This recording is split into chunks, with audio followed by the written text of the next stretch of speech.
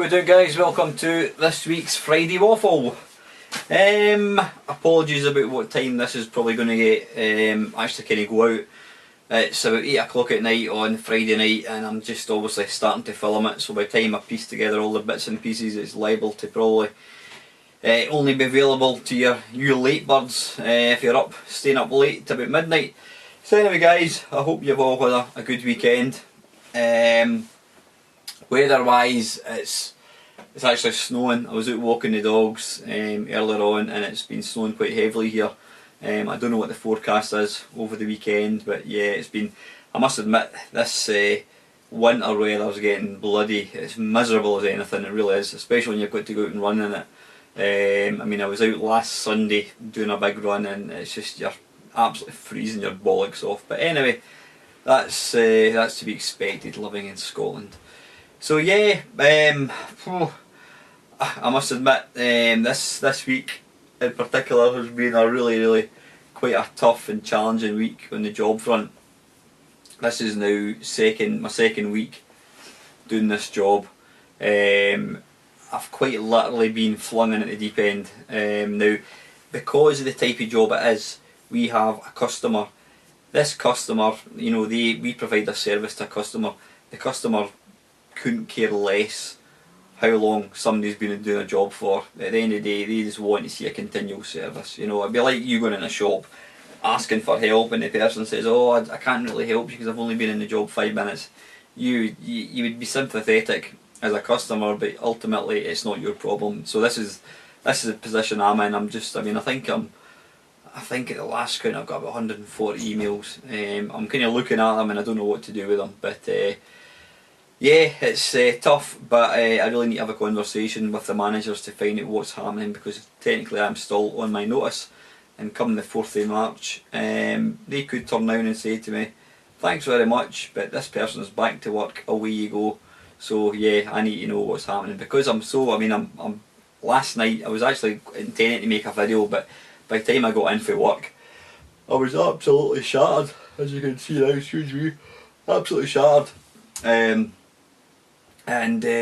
Yeah, I was in bed for about 11 o'clock last night, which is very early for me. So anyway, yeah, that's the job update, guys. Now, thank you very much to, I think Jamie, actually, you gave me some questions, in fact, and Alan also posted some questions. As you've been aware, guys, I would probably say the last maybe half a dozen waffles I've really been struggling on the sort of topic front. I mean, as anybody that makes these kind of point at the camera and talk pish videos will testify, it's quite difficult trying to come up with you know, stuff to talk about. I mean, you know, it really is, and it can get to the point, you know, as I have been in the last couple of weeks. I mean, I don't think the last 2 weeks I've even mentioned anything remotely gaming. You know, and this is definitely a retro gaming channel, so yeah, I do apologise about that, guys, but as I mentioned, I was asking for some topics to talk about, and some of the guys have actually been very kind in doing so. So I've got a wee list of stuff here, so I'm going to pause it, guys, and I'll be right back. Okay, right, one thing that cropped up on eBay this week. It's another one of these stupidly supposed rare games. This time it's the NES Stadium events for the Super Nintendo, not the Super Nintendo, for the NES, yeah, Nintendo Entertainment System. This game, it looks like a kind of track and field game. It's probably crap, but the reason it is so rare is because apparently it was released and for whatever reason, Nintendo, I don't know, they told the company to basically, they couldn't market it and to recall all the games, which they did do. However, some of the games, there were obviously some that got sold, and apparently this is one of the holy grail games. This particular one is in mint condition, it's sealed, you know, and when I looked, what day was it? Was it Wednesday this week? It was up to just under $100,000, which was about £70,000 or £65,000 or something. Now, I mean, I don't know whether these games actually sell for that. I mean, you've probably seen some stupid auctions for things like an empty cardboard box, and you know, people putting bids up to like £1 million and that. I mean, there's been a few games cartridges, some super rare competition Mario cartridges, which sold on eBay for about £60,000, if not more. But yeah, I mean, you know, there is no game worth that amount. I mean, maybe I'm not best placed to comment, but as I've mentioned a million times, I don't deem myself as a collector. I buy games to play.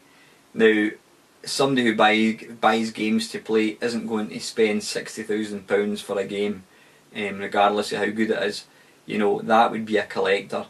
But is a game, you know, is any game worth £60,000? It's just absolutely mental. But then I suppose when you think about it, you know, these things that sell for stupid amounts of money, it's not the actual tangible thing itself that's worth anything. I mean, you take the best example, the Mona Lisa. The Mona Lisa is probably, it's priceless. I mean, it's probably, you know, you could probably sell it for £100 million. The actual painting itself, yeah, I've actually seen it in the flesh, and it's a good painting, I have to say. Not £100 million worth of painting, right enough, but yeah, all the painting is a piece of old canvas that, you know, raw material wise is absolutely worthless. You're paying for the rarity of the thing, and I suppose it's the same with this game. But I mean, who would bid that kind of money? I mean, you must be talking about, if it is a legitimate bid. In fact, what I should really have done is actually check to see if it's sold, and you know, if so, for how much. In fact, you know what? Give me 2 seconds. I'm going to pause this, and I'll be back in a second. Okay, guys, right, I've managed to find it. Right, obviously there was various bids cancelled, but it eventually sold, according to eBay. Looking at my app on my phone, it sold for $35,100. So yeah, absolutely nuts. But it's just like I says, it's, you know, if there's a buyer out there who bought that, they must have a lot of money. They must have way too much money. But absolutely madness. Anyway, that's all I've got to say about that, as Forrest Gump would say. The 3DS. Now, I've got the 3DS XL, and it didn't come with a charger. And I know the new one doesn't come with a charger either. Seriously, what is that all about? Buying something and don't give the person the ability to charge it. I mean, you know, you don't. It's not like the old days. Back in the 60s, dear me, I'm not that old. Back in the day, you'd buy something, you had to fit a plug. Now everything comes with a plug. You buy a games console, you don't expect it to not come with a charger or a plug. I just can't for the life of me figure out where Nintendo are going with that. I mean, they've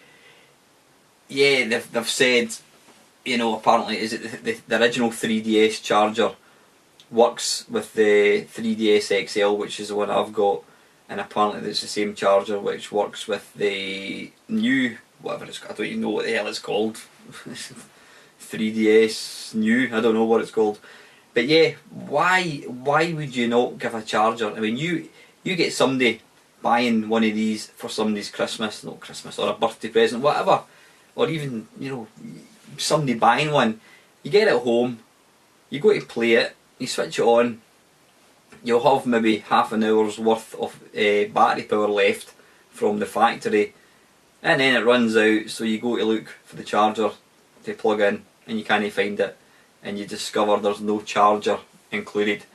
That's just absolutely crackers. I mean, I don't, you know, if Nintendo were trying to do it to sort of, like, you know, try and be environmentally, be a bit greener, then you could say fair enough. But you know, it's not like the charger that works in this thing. is one that you can pick up anywhere else. I mean, that is my pet hate, and probably a lot of people's pet hates who have mobile phones, chargers, consoles. Why can't all these? Why doesn't the government, the world government, tell these companies, like, enough's enough? You know, we've got all these hundreds of millions of like chargers that are getting put into landfill and costing a lot of money to get broken up. Why don't they agree on a standard charger input? You know, you can just swap the sort of like the polarity and the voltage like you used to do back in the day with these 6-in-1 sort of chargers. But I mean, I've got, you know, a million different, well, not a million, but I've got a shitload of consoles, shitload of handhelds, iPads, iPad minis, bloody what's that up there, my Nexus 7, you know, GPS watch, all these things, and they've all got, you know, they all need chargers. I mean, I've got a box in that cupboard and it is just full to the brim of chargers. And then when you know, one runs out the PSP, you've got to go and look for the charger.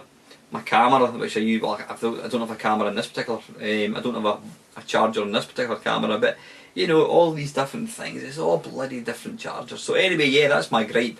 Why can't you all get your heads together and bring out a universal input, make it a micro USB? We're all happy with that. But yeah, why are Nintendo not including a charger with their console? What is the reason for it? It just makes no bloody sense at all. You know, it'd be fine if they gave you you know, I don't know, if they gave you like one with it, one without. So if you had a spare charger, I mean, if you've got a 3DS, you're obviously going to own a charger. If you're going to get the new one, you're probably going to sell your old one, and chances are you're going to sell your charger with it as well. So I mean, you need a charger to use the thing, so why not include it?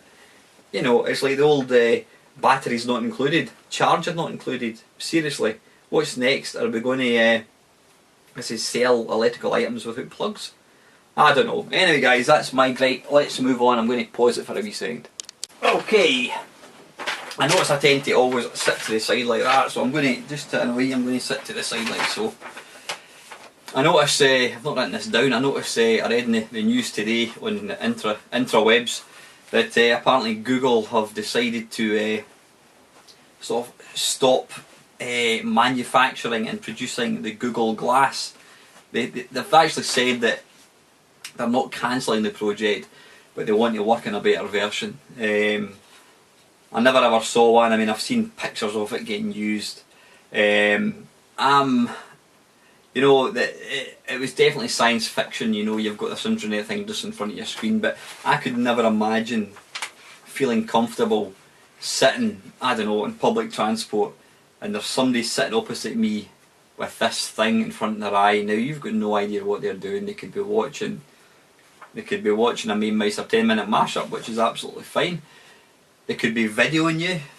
They could be doing some kind of webcam thing, live webcam. I don't know. I've no idea, but you know, it's not something that I'd have been happy with, and I know a lot of people had their reservations about that kind of thing. I mean, that is infringing people's copyright. It'd be like me walking about, you know, with a set of binoculars, just wandering about the town, a set of binoculars, or a camera pointing at people's faces. I'm sure people would soon get pissed off at that. So whilst yeah, the technology is very, very clever, I'm really not quite sure where it's going to fit in. If you're in a job whereby you need like sort of permanent access, immediate access to the internet, whatever, then that's fine. But to sell it to somebody who's just going to walk about a street or public transport or in a car, in a shop, in a restaurant, and you've got no idea what this person's actually doing, I know I would be certainly a bit kind of suspicious, shall we say.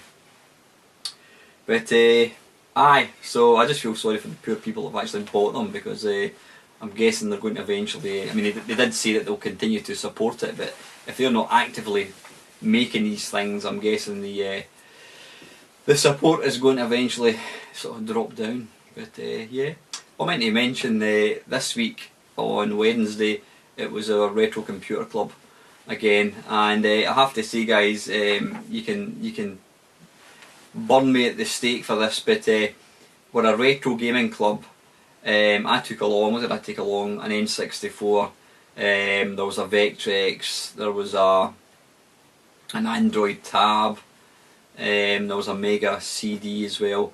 But again, making another appearance was the Oculus Rift, and I have to say, we were all pretty much just sitting around this Oculus Rift. You know, I mean, we're supposed to be a retro club, and here we are playing this cutting edge technology. But I've got to say, I mean, the couple of games that I had a show off are just incredible. There was one, what's it called again? iRacing, I think it is. It's an online racing, and you pay £12 a month, I think it is, to take part in this racing. It's ultra realistic. So yeah, my mate Ian had his Oculus Rift, with this, you know, you've got this headset on, you've got the sound, and my goodness, I was driving round. I mean, it was just like the sort of Daytona track, so it was very, very, you know, just a circuit type thing. You couldn't crash, although I managed to do it. But unbelievable. You had this really cracking sort of Logic force feedback steering wheel, and I was going round in this, and as I was driving round, I couldn't help myself sort of going like so, turning to look to see, and it's genuinely unnerving when you're driving this thing, because I mean, you're going like that, and your head's turning, you're looking down, and you can see your legs, wherever you look, you know, you turn all the way around, you can see at the back. But yeah, eventually I crashed, and I kid you not, it was really unnerving crashing, because you've got the steering wheels kind of going like that, shaking you, and you know, you could, for all intents and purposes, be in a real car. It is so realistic. So yeah, it's an amazing beast. I don't think I'll ever buy an Oculus. Well, that's not to say I won't buy one. Right now, I wouldn't be buying one. Don't get me wrong, if I had plenty of money, I would love to have one, but it's £300, and to my mind, it's £300 well spent. But most of the games, a lot of games are still in beta stage. I know Sony are apparently working on their own sort of version, so hopefully if they bring it out, they're going to be bringing out games which are going to work with it. So yeah, I'm interested to see what Sony do, and I can play something like that on my PS4. But anyway, that was kind of an off the cuff comment. What else? Right, last week, was it last week? I think it was. I was waffling about how DOS games, PC DOS games, are going to be one area of video games that are going to be lost in the mists of time, due to the fact that they're an absolute pain in the arse to work. I mean, you've got a thing called DOSBox, and it's all command control. You know, you've got to go into C prompt and type in change directory, whatever it is, CD / you know, Doom, whatever it is.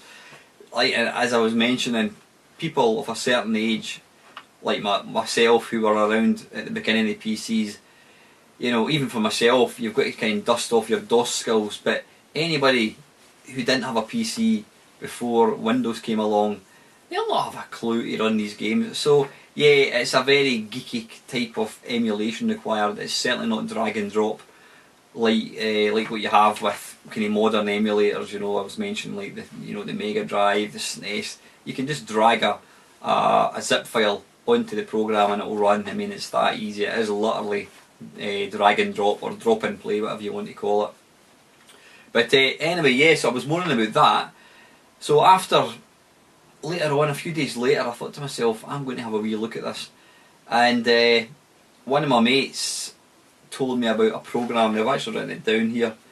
DOSBox, that's a program easily accessible. In fact, what I'll do is I'll pop a link down below, guys. DOSBox, that's the actual program itself that runs the games, and I've got to say it runs them really well. But the bit that makes it very clever is called Defend. Oh, very good. Defend, yep, it's D-Fend Reloaded. Defend Reloaded.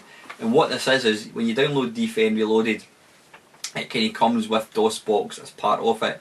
So you install the Defend Reloaded, and it automatically installs DOSBox. But the clever thing is, you can take a zip file of a DOS game, a PC DOS game, you know, whatever it might be, you know, Alter Beast, that was one that I was looking at, and all you do is drag the zip file across into Defend Reloaded, and you'll see it unpacking the zip, and it sort of installs it takes maybe a couple of seconds to do, and then what you then get is you'll see the name Altered Beast, and you basically double click it and it just runs. Some of them you need to, there's different modes, there's different versions of DOS, not different versions of DOS, but you've got like DOS with like 8 meg, you've got DOS with 4 meg, sort of various ones, but I've found, I would probably say 7 out of 10 just work straight from the off. Drag the zip file across, and then it takes a few seconds to kind of install it, whatever it does. I don't quite know how it works, it's like witchcraft. You double click on the name and it just runs.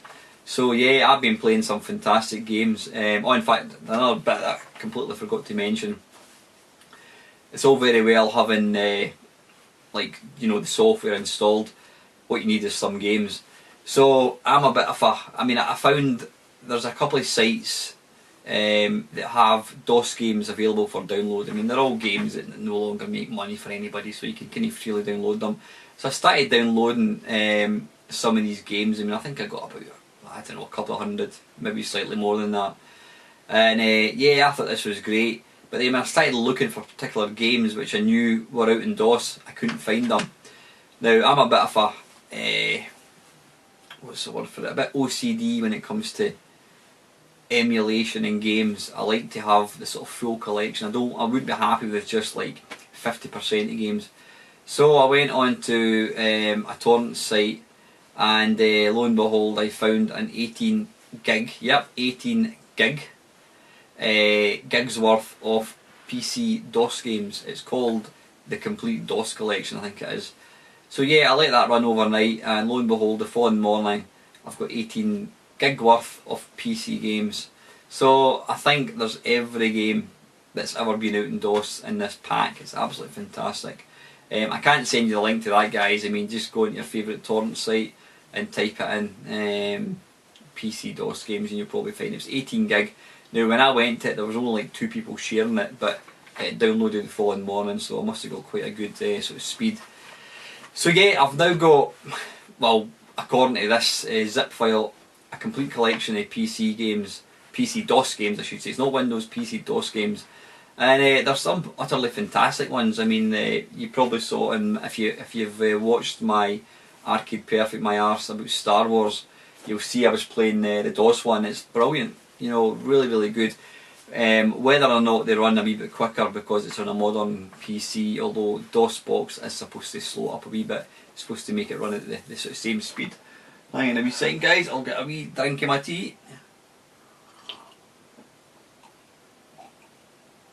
So yeah, if you're into DOS games, go check out DOSBox and what is it called again? Defend Reloaded.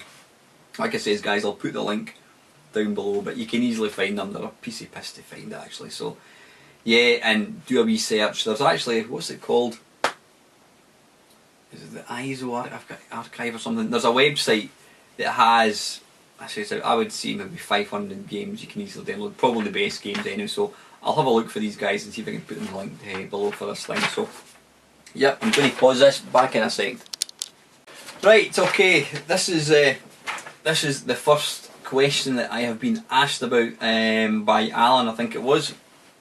Now, Alan's actually one of my mates. He goes to I know Alan through the Edinburgh Retro PC Club.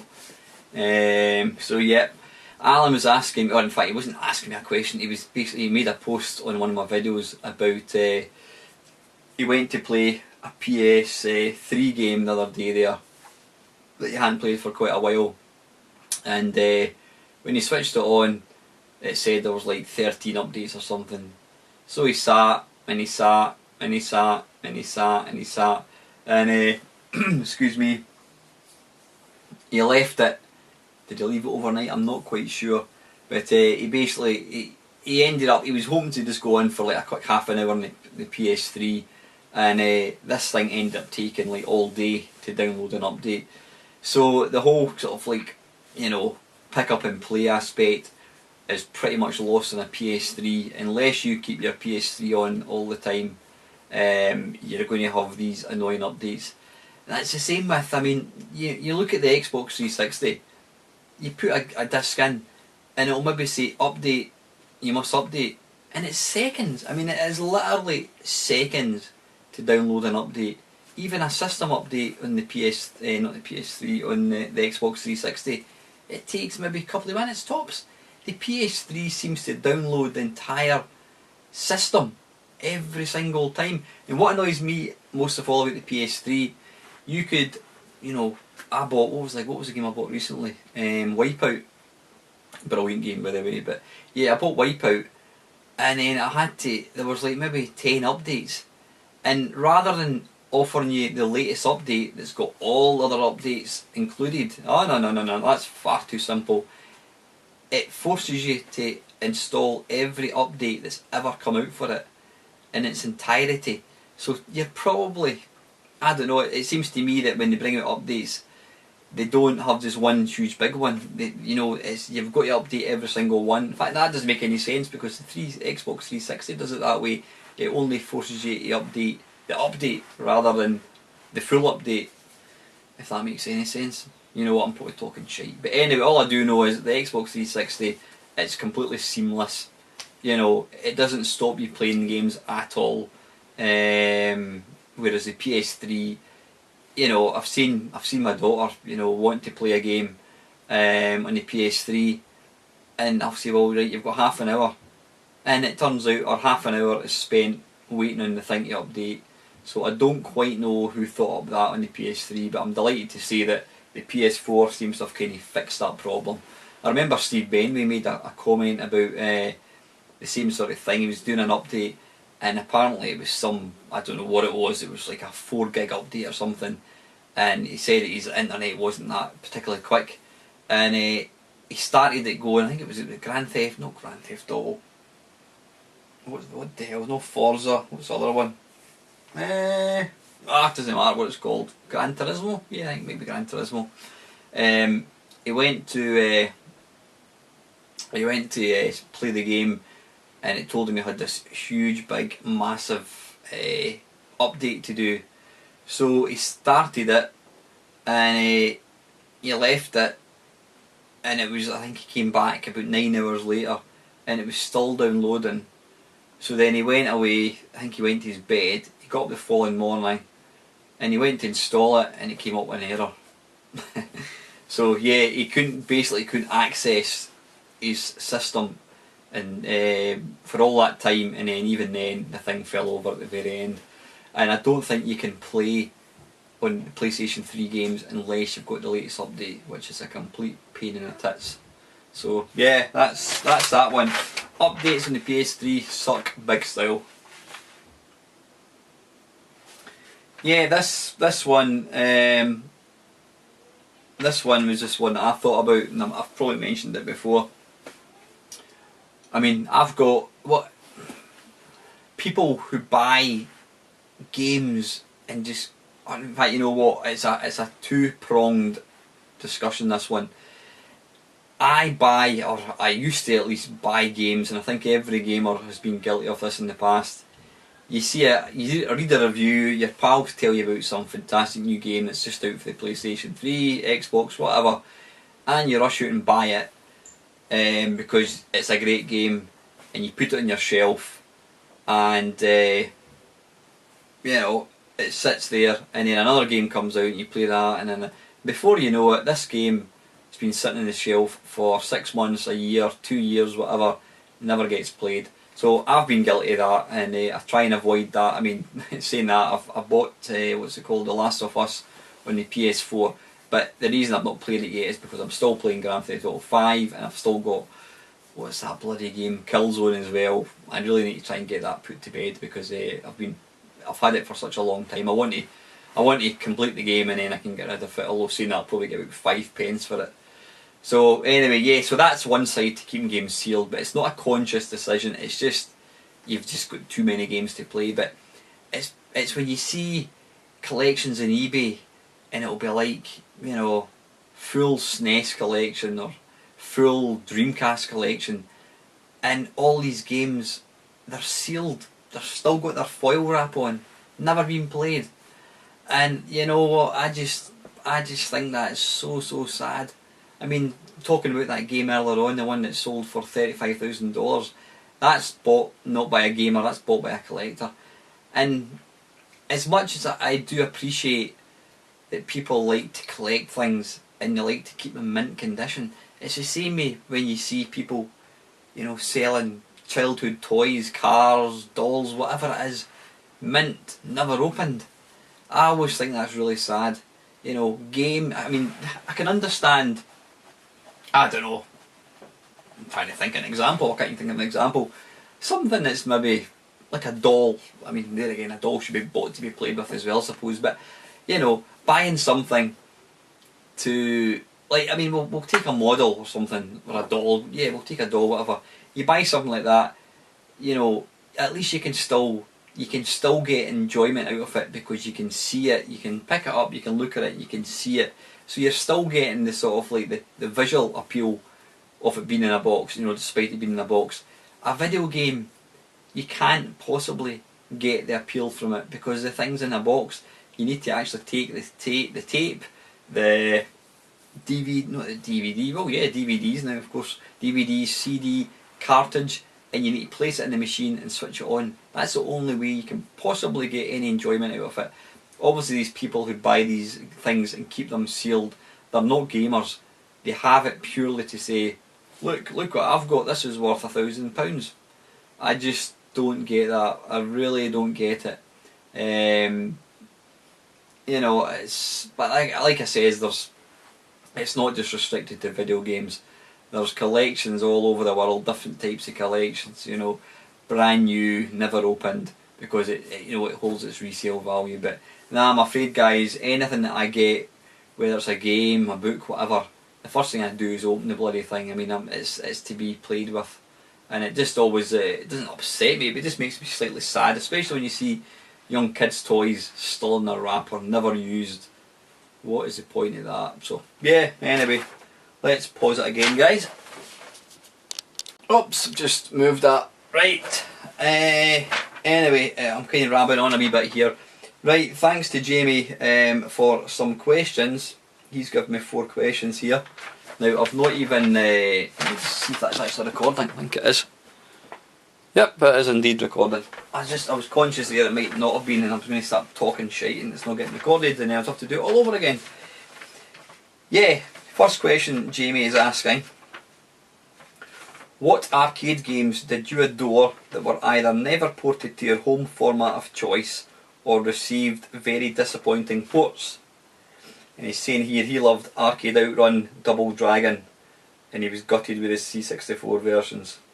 And he also wanted to see iRobot converted, but it never happened. So, what arcade games did you adore that were never ever ported to your home format of choice or received disappointing ports? I'm trying to think. Now, as I've mentioned before, guys, living in central Scotland, I never really got access to arcades very often, unfortunately. It was only, you know, during holiday time, and even then it was usually my mum and dad would give me 20 pence in the services going down in the M6 down to wherever it is where we're going. So I mean, I didn't get access. Most of my gaming sort of access was done on home computers. So there was very few games in arcade that I got to play that weren't converted. But I can't think of any games offhand that weren't converted. Pardon me. It was a Chinese takeaway, so I do apologise. But disappointing arcade games. Yeah, Outrun. I didn't have a C64 at that point. I had moved on to Atari ST, and I thought that Outrun was going to be the dog's bollocks on the 16-bit machines, and it turned out to be complete pants. It really was absolutely god awful. What else?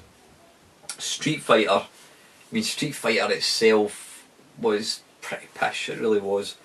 But it was nothing compared to how pish the Commodore Amiga and Atari ST versions were. They were absolutely god awful. But then the arcade game was crap as well, but the home versions were diabolical. They really, really were.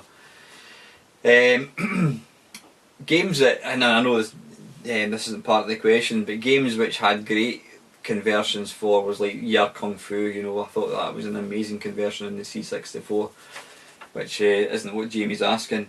trying to think any other games. I suppose I was going to say Robotron, but nah, there were versions of Robotron which came out on the C64. The thing about Robotron was it was twin joysticks. And saying that, I did have a version of Robotron. It may have been the Atari one. There's also one by a company called Analog, and you could actually play with. You could plug in 2 joysticks in the C64 and use that. I might actually have to do a mashup of that. That'd be quite interesting to see. But yeah, I'm trying to think any other games that were never converted that I'd like to have seen convert. Like I said, I can't really think of any, just because I didn't really have access to arcades. I mean, one game that, again, I don't recall there ever being an official version was Galaga. Don't know why that was. Never ever seemed to. I don't recall there ever being a version of that. Maybe did Atari bring out? In fact, it wasn't an Atari game. It was Namco, wasn't it? But yeah, I would say definitely Outrun was awful. In fact, you know what? I've got the perfect one for me. One of my favourite games of all time is Rolling Thunder. Brilliant game, absolutely fantastic. The big part of it for me is the music. The music's excellent.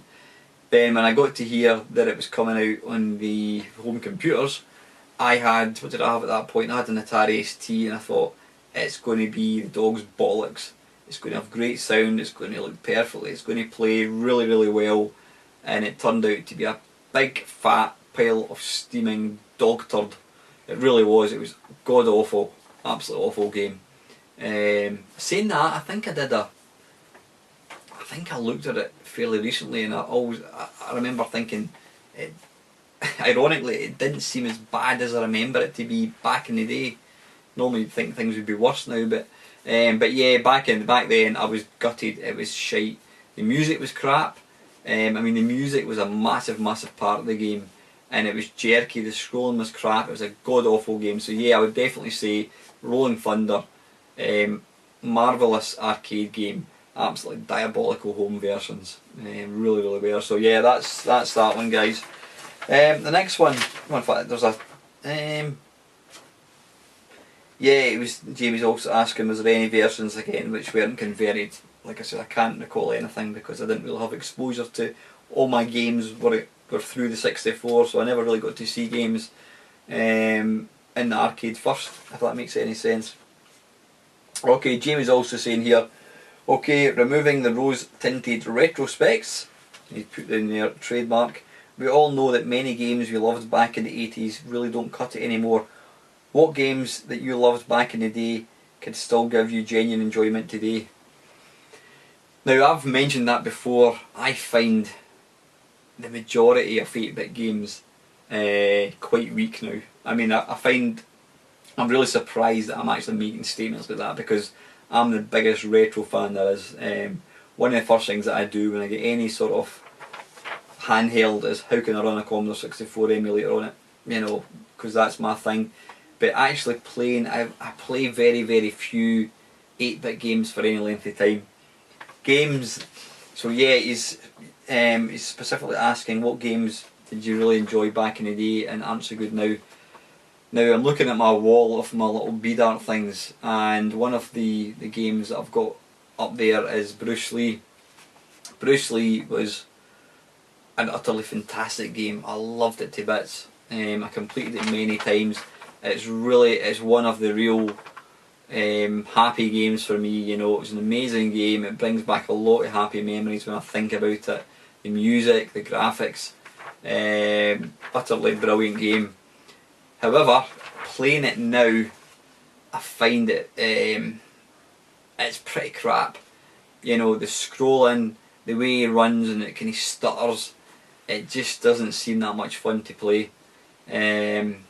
So yeah, that's the prime example of a game which back in the day I loved, and yet when I look at it now, I struggle to play it. It's just not that good, which is disappointing for me to say that, because I said it's still one of my fondest games. You know, it was one of the first games I got on my C64. Any other games that I loved? I mean, there's games like Drop Zone which were brilliant then, and I've got to say still hold up really well today. Then you've got games, I mean there's games I mentioned again before, Miner 2049 or Bounty Bob Strikes Back. One of the games that I was playing recently in a mashup was Chucky Egg. Absolutely shit graphics, you know, from the planet Shitster, and yeah, crap graphics. Yet the game is utterly fantastic. Really is a great wee game. So you know, some games just seem to, you know, they've got to have the gameplay. But saying that, Bruce Lee had great gameplay, but I think the fact that it's got stuttery graphics, you know, when you're running along, the character kind of stops and starts. These things kind of put me off playing it. But yeah, Bruce Lee, I would definitely say is a game that I loved back in the day, but looking at it now, it's like, yeah, definitely rose-coloured spectacles. So right, that was that bit. Now Jamie's also saying here, which ones do you play not out of nostalgia, but because you genuinely still enjoy them? Excuse me. I still play Mamemeister. I still enjoy that. I think it's a good game. Summer games, all the summer games, I still enjoy playing them because it's a good game. One game I mentioned last week or the week before I did a mashup is Boulder Dash. Again, it looks awful, and it's really lasted the course. The funny thing is that there's a bit of a pattern for me here when I'm talking. It seems to me that games that we loved back in the day that had amazing graphics, when you look at them now you realise it's the graphics have since been superseded. You know, you just have to look at any current console and it absolutely blows C64 games out the water, or Spectrum games, whatever. But the games that are still good are games probably that had shit graphics even back then, and so they haven't dated. I mean, gameplay doesn't date. You know, gameplay isn't something that can ever date. A game that's good to play 10 years ago is still going to be good to play now. A game that you enjoy playing because it's got great graphics, you may put it on now and go, it's not that good, you know. So yeah, when I think of the games that I still enjoy playing, are games that have quite basic graphics. Boulder Dash, absolutely awful graphics. Bounty Bob Strikes Back, again, crap graphics. Paradroid, that's another one. It's not the greatest graphics, but it really holds up. It holds up well. What else? Yeah, I mean I'm obviously talking about home conversions here, but yeah, games that had generally rubbish graphics but were good games because of the gameplay. In these ones, I mean, a game I still enjoy playing, albeit through emulation, is I was going to say Spider-Man, is Space Invaders on the Atari VCS. Don't know what it is about it. I never actually owned an Atari VCS, so the only time I've had access to it is through emulation. But there's something about Space Invaders. I remember watching adverts. Anybody of a certain age or below, probably 30 or probably below 40, won't remember this. There was a comedian called Kenny Everett, and he used to actually advertise this game, Space Invaders, for the Atari ST. And I always remember seeing the advert, and I always remember being really jealous of people that had it. I always wanted an Atari VCS. My mum and dad simply couldn't afford it, and there was no way I was going to get one. But yeah, I still enjoy playing Space Invaders. But yep, so it seems to be games that weren't great graphically are the games that I will return to and play even now. I'm going to pause it again, guys, before it puffs out. Okay, right. Next question. What games on other home systems made you feel just a teensy bit jealous? Well, the two computers that I had exposure to, in fact, there's probably three computers. I used to go to a computer club back in the 80s, sort of 84, 85. There was only really three. Yeah, there was, well, yeah, I mean, obviously the Commodore 64 and Spectrum, they were the two main ones. My pal had a Spectrum, so I got to see a lot of Spectrum games. I also got, one of my other mates had an Amstrad, but I didn't see, he very rarely played his computer, so I didn't really get to see it very often. But yeah, Spectrum wise, I mean, I always thought the Spectrum was shite. As I've since mentioned, I happen to think the Spectrum's a fantastic computer, and in plenty of instances it's better than the C64. Both of them have got their strong points and bad points, but there's some utterly fantastic games in the Spectrum, and it's taken me 30 years to realise that. But back then I thought the Spectrum was crap, I really did. But games that I remember being jealous about, School Days, yeah, I remember wishing I had that in the C64. I think it may have came out, I think it might have been released, but I don't remember it being released when I had mines, if that makes any sense. But yeah, I always remember thinking I wish I had School Days. Vector graphic games like 3D Star Strike, always remember thinking that looked amazing, and my Commodore 64 was shit when it came to vector graphics. It was really piss poor. What else? I've got to mention things like Night Lore. Because I couldn't get to play these games, you know, I was never really that interested in playing them on the Spectrum because they were just so difficult. Because I knew I could never ever get to play them myself, I wasn't interested in having a shot on my mate's computer because, you know, I'd play it for 5 minutes and go, ah. But yeah, so I never really showed an interest in them, but I always remember being jealous. In fact, it's not just Night Lore, pretty much all the Ultimate games. Attic Attack, Saber Wolf, Underworld, Night Lore, you know, Alien 8, then you had Batman, you know, by Ocean. These were, I mean, Ultimate, they just knew how to get the best out of a Spectrum. I mean, the games are utterly fantastic. And then I remember being overjoyed when I heard that Ultimate were going to start making games for the C64. And although some people rate them, graphically they were a pile shite. I mean, you had, what did you have?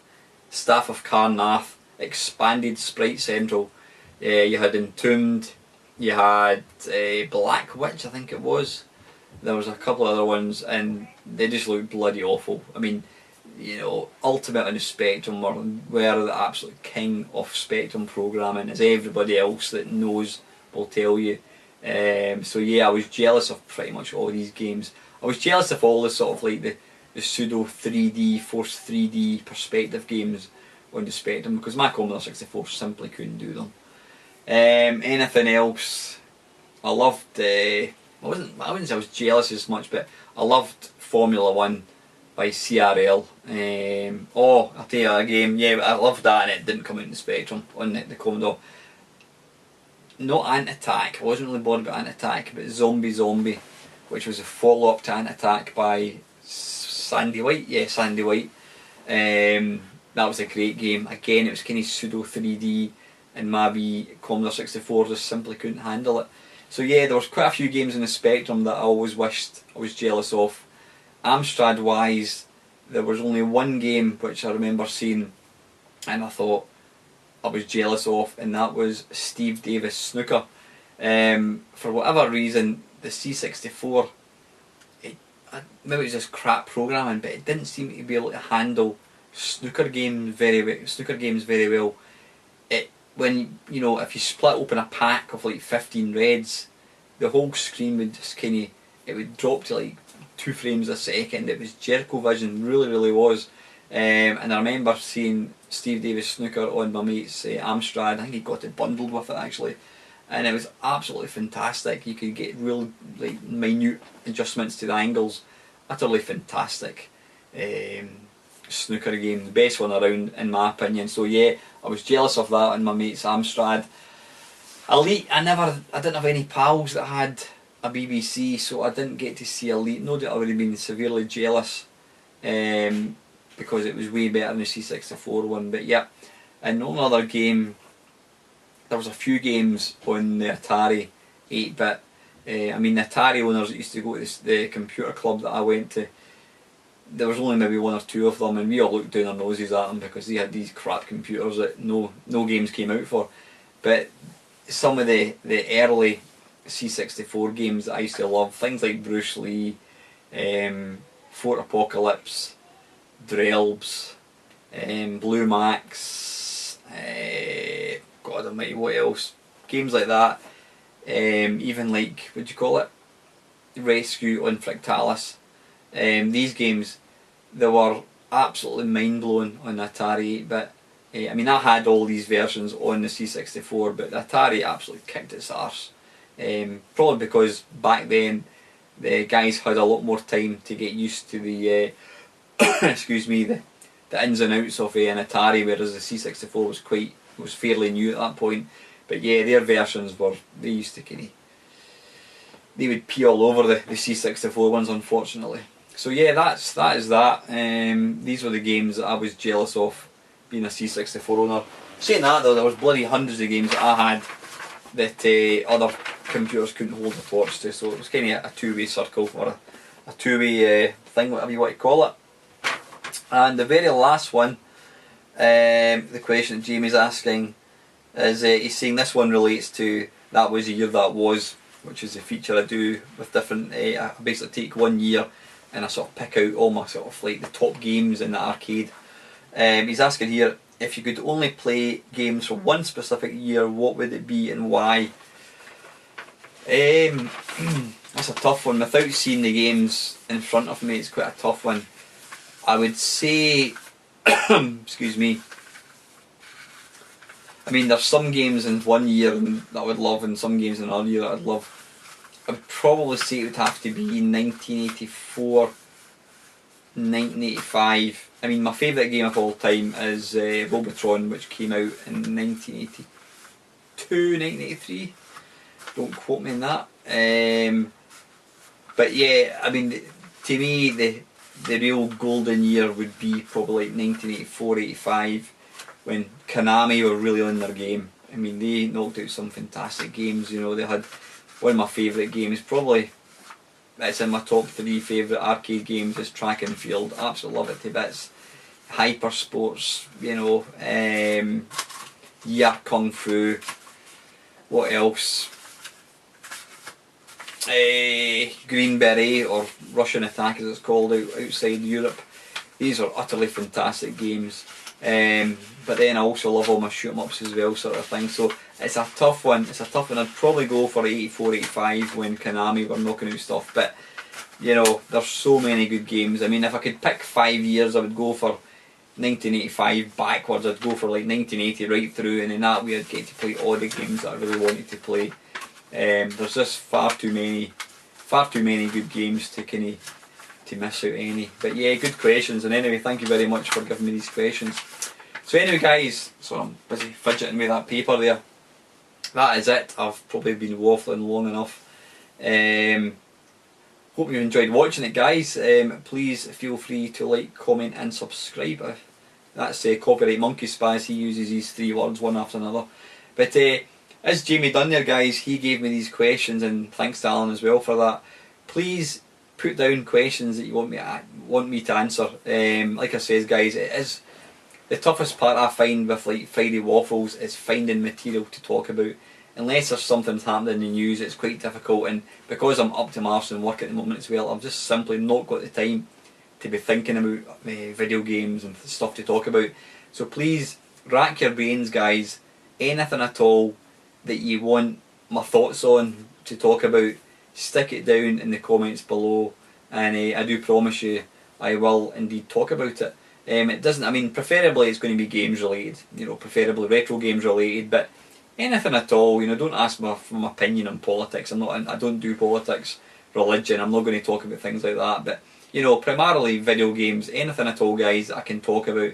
If there's anything you want to see or talk about, one thing that that Alan mentioned, I did a while back, way back in the early days. I used to write for a video game magazine, online video game magazine, Way Off the Road, and I used to write sort of pieces.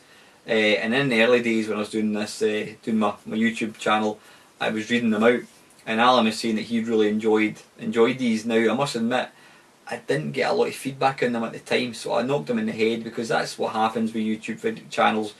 You've got to try and do, you know, you'll come out with a feature or something, and you've got to just play it by ear, see what the kind of feedback is. If nobody's commenting on it, nobody's watching them, then what's the point of putting them together? So yeah, I may try and resurrect these ones.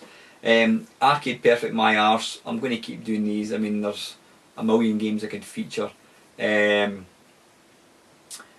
that was the year that was. I really do enjoy making these, although it takes a shitload of time to make them. I mean, I think 1985 had something like, I don't know, 30 games in it, or maybe slightly less, and it's just ridiculous trying to record these things. But one of my subscribers, was it Daniel, I think it was asking, when am I going to stop doing them? I'm going to stop doing them basically when games that I've heard of run out. Now we're up to 1985, so there's going to be games in 1986. I mean, stuff like Final Fight and that, they came out in the early 90s. So I'm guessing probably up to about mid 90s, maybe 83, 84, 93, 94. I think we're going to be running out of stuff. I mean, when it gets to the point, it's like 5 Mahjong and 2 Dance Dance Revolution games coming out. I'm not going to bother doing these because I can't play them. I've got no interest. It's real sort of classic arcade era that we're looking at here. But once I finish that, once that runs its course, I've got a few other ideas for features. But again, guys, if you've got anything at all, anything that you think of might be quite interesting for other people to talk about, please pop it in the comments below, and I'll do my best to try and come up with something, because, you know, I look upon this as our channel. I mean, I'm the mug that, not the mug, I'm the twat that sits and talks pish. Yeah, but I look upon it, this belongs to everybody. It's a bit of fun, you know, get a lot of good interaction going, and a bit of, you know, which is good fun. So anyway, guys, any ideas at all, anything you want me to talk about, any features you want seeing, any games you want me to play, if there's a particular game and a particular system that you want to see me make a complete arse of, then pop it in the comments below. That is it, guys. I have nothing else to say. In fact, it's probably, I don't even know what time it is now, it must be about 9 o'clock. It's 9:05 on Friday. So as usual, guys, if you're watching this on Friday, which is highly unlikely because I'm only going to start uploading it soon, I do trust you're going to have a fantastic weekend if you're watching it and it is a weekend. I hope you're enjoying yourself, and if you're watching this 2 years from now, I trust everything is okay and you did have a good weekend. So that is it, guys, that is it from me. Have an excellent weekend, and as usual, thank you very, very much for watching.